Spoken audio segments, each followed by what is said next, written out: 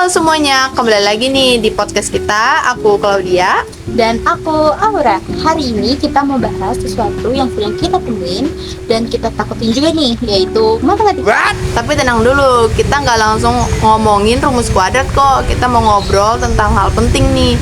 Gimana satu langkah kecil bisa bikin kita lebih pede sama matematika. Oh iya, kalau kamu by the way, pernah gak sih kepikiran gimana matematika ini bisa dipakai di kehidupan nyata? Pernah banget, tapi lama-lama aku sadar matematika tuh muncul di tempat-tempat yang nggak kita duga. Contohnya kayak biasa scroll TikTok, lihat creator jualan, terus mereka tuh ngitung modal, untung sama stok. Itu semua termasuk matematika loh. Dan kalau kamu suka dunia kreatif, kayak desain, layout, proporsi, ukuran, itu juga termaksud hitungan. Jadi sebenarnya matematika tuh bukan musuh, dia cuma diem tapi selalu kita pakai ya. Iya banget. Nah, jadi sekarang tuh banyak banget pekerjaan yang mulai kita temuin ada matematikanya.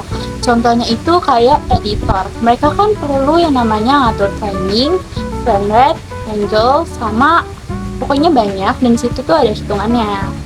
Belum lagi pekerjaan yang lagi naik daun kayak data analisis, desainer, sampai barista kopi kekinian pun butuh profesi hitungan. Pokoknya makin nyaman kita sama angka, makin luas pilihan masa depan kita.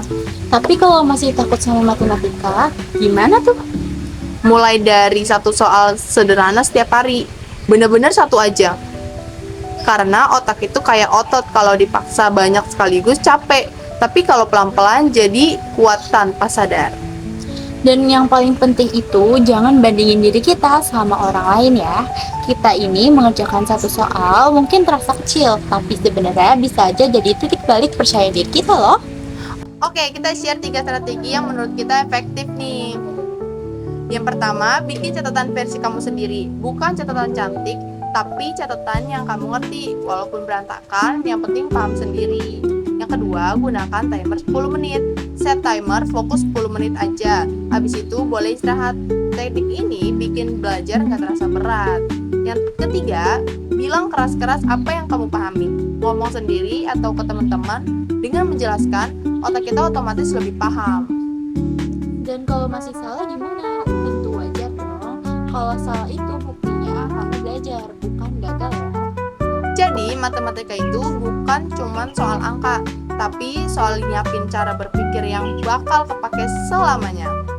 Dan percaya diri gak datang dari sesuatu yang besar, kadang cuma dari satu soal yang berhasil kamu selesaikan hari ini. Satu soal, satu langkah, Pelan tapi pasti menuju masa masa depan. Halo semuanya, perkenalkan nama aku Raisa Huria Adena. Sebelum podcast ini benar-benar ditutup, aku mau nambahin sedikit aja. Kadang kita ngerasa matematika itu jauh, padahal sebenarnya yang bikin deket itu kebiasaan kecil yang kita bangun sendiri. Misalnya, nyatat satu rumus yang kamu anggap rumit, terus kamu tulis ulang dengan versi bahasa kamu sendiri. Atau setiap selesai belajar, kamu tanya ke diri kamu sendiri, apa satu hal yang aku ngerti hari ini ya?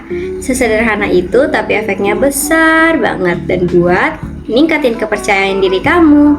Jadi ingat ya, matematika itu bukan tentang siapa yang paling cepat, tapi siapa yang mau terus coba, meski sedikit demi sedikit, itu gak apa-apa banget. Itu aja dari aku, terima kasih, bye-bye.